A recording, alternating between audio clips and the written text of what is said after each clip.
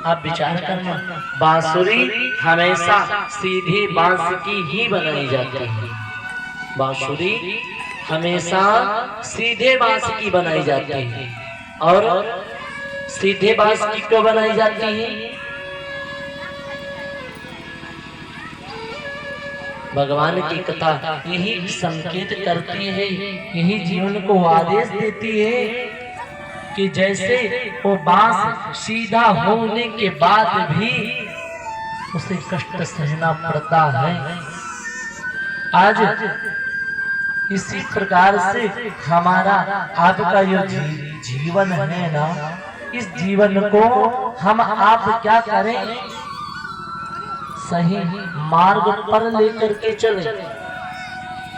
इस जीवन को सही मार्ग पर लेकर के चले, तब हम आप बांसुरी बनने के योग्य होंगे। तो इसीलिए कहते हैं,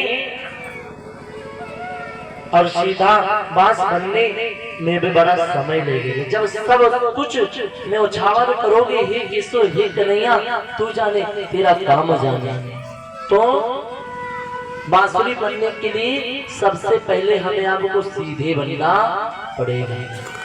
दूसरा काम क्या है? बांसुरी कहती है, बांसुरी मुझे बनाने के लिए बांस के एक बीचों बीच में एक बांस होता है जिसको कहते हैं झुरमुट। क्या बोलते हैं? झुरमुट। और झुरमुट को छोड़ करके जब आप देखते हैं बहुत बांस होते हैं, उनमें से जो कल्ला निकलता है ना, उसी को कहते हैं झुरमुट। और जब झुरमुट, जब हम आप इस सारे संसार से, जैसे वो झुरमुट सारे बांसों को छोड़ करके बाहर निकल कर जब आता है, तब उससे बांसुरी बनती है। इसी प्रकार से वो बांसुरी कहती है कि संसार के मोह माया को छोड़ करके, संसार के सारे झूठ के पर्दे को हटा करके, सत्य के चोले में जी करके, अपने नेत्रों से संसार के रूप में बाहर संसार को आकर के देखो। जब इस संसार झूठ रूपी संसार से हम बाहर आएंगे, तब हम बांसुरी बनने के लिए होंगे। क्योंकि जहां चार लोग प्रपंच करें वहां नहीं बैठना चाहिए, जहां एकांत हो वहां पर बैठना चाहिए। क्योंकि मैया मीराबाई ने क्या किया, सब मीराबाई को पागल कहते, कोई कुछ कहता, कोई कुछ कहता, पर मीराबाई ने सब कुछ छोड़ दिया। और मीराबाई ने सब कुछ छोड़ करके बाहर आई, संसार को छोड़ दिया। आज तक बड़े बड़े वैज्ञानिकों को पता नहीं चला कि मीराबाई कहाँ गई। इसलिए मीराबाई कहती, मेरो तो गिरधर गोपाल, दूसरा और न कोई। भगवान ने क्या किया, मैया मीराबाई को अपने अंदर ही समाहित कर लिया। आज सर्वत्र संसार खोज रहा है कि मीराबाई का कहीं पता चल जाए, पर मीराबाई का कहीं पता नहीं चल रहा है, क्योंकि मीराबाई को भगवान ने अपने अंदर ही समाहित कर लिया।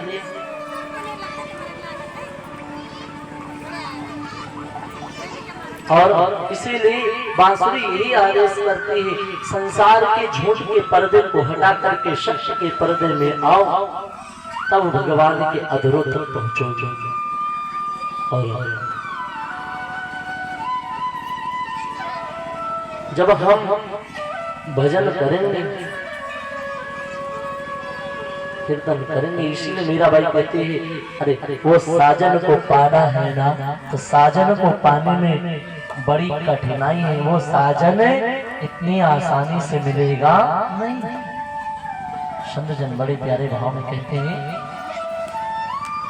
चलत डगरिया पे राजा न पावरे, जिन्हों से दूर बा बलमवा के गाँव रे दूर बा